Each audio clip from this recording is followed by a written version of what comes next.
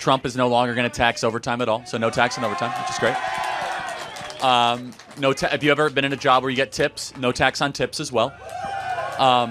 And by the way, I don't have to speculate it. Again, the election's over, so I don't want to spend too much time on this because it's kind of a waste of time.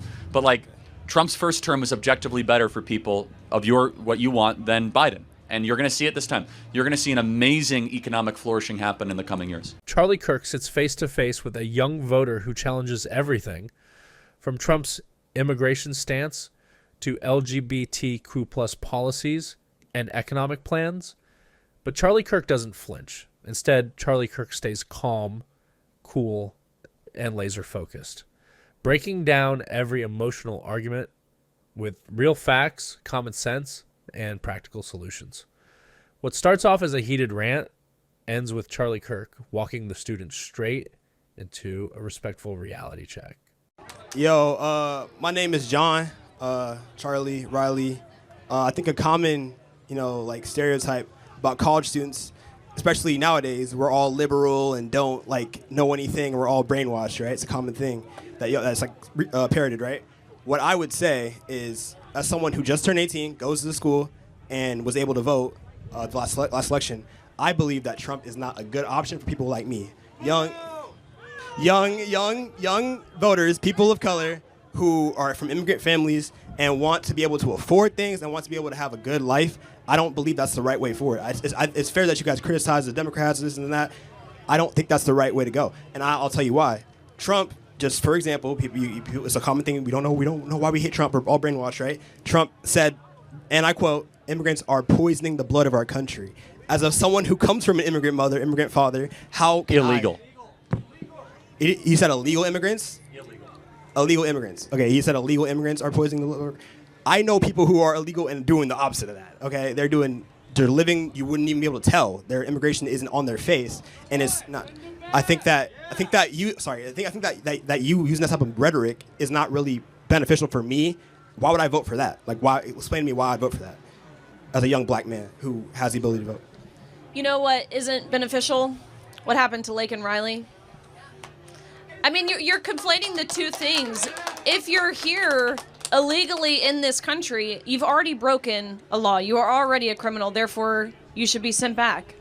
I mean, okay, that's the immigration thing. I'm still trying to figure out why would I vote for you, because I think even for your case too, your whole kind of thing is trans people, this and that, trans sports. I'm gonna be honest with you, with all due respect, I don't care. I don't watch sports that. I don't watch women's sports, so why would I be like? Do you hope to have kids one day? Yeah, but I just don't think that's important to me right now. I'm worried about having money for myself. What do you worry about? I worry about cost of living. I think everyone does. If you're a young person, you care about cost of living. I do have a job. So, cost of living. We're thinking about paying our college loans. Like I have to pay my college loans. We're thinking about how can we survive, healthcare and our costs like that. What does Trump do to address that besides be like, we're going to deport people, we're going to put tariffs on, and trans people are bad? Why would I care? Okay, so you work at, what kind of job do you work at? Right now, I internship at a tech network type of thing. So it's unpaid, but it's a job. All right, well, yeah, okay. So have you ever worked a job where you have overtime? Yeah, I worked at Taco Bell. Okay, well, Trump is no longer going to tax overtime at all, so no tax on overtime, which is great. If you ever been in a job where you get tips, no tax on tips as well. And by the way, I don't have to speculate it. Again, the election's over, so I don't want to spend too much time on this because it's kind of a waste of time. But Trump's first term was objectively better for people of what you want than Biden. And you're going to see it this time. You're going to see an amazing economic flourishing happen in the coming years. I feel like that's kind of like a we'll give it to you eventually type of thing. I just don't see. I don't remember that happening. I was alive 2016, 2020. That wasn't a thing where it was a big It was incredible. Well, what? But I mean, look, how old are you? 18. You were 10 years old at the time. So I understand that you weren't as I get it. I'm not trying to accuse you. It's just you weren't as aware of economics. Well, in 2020, I was 15, and that was when the COVID hit, and it wasn't great back then. He was still president, so I don't know. Yeah, I mean, obviously, because we locked down the entire country. I mean, obviously, so.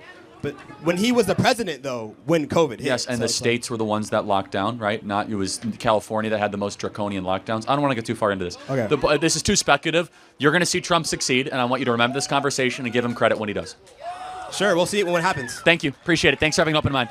By the end, Charlie Kirk didn't just win the debate. Charlie Kirk earned the students' respect. Charlie Kirk used facts, stayed cool, and handled every challenge like a pro. This is exactly why Charlie Kirk connects with people. And when the dust settles, even his critics walk away thinking twice, and because Charlie Kirk makes them face reality without ever raising his voice.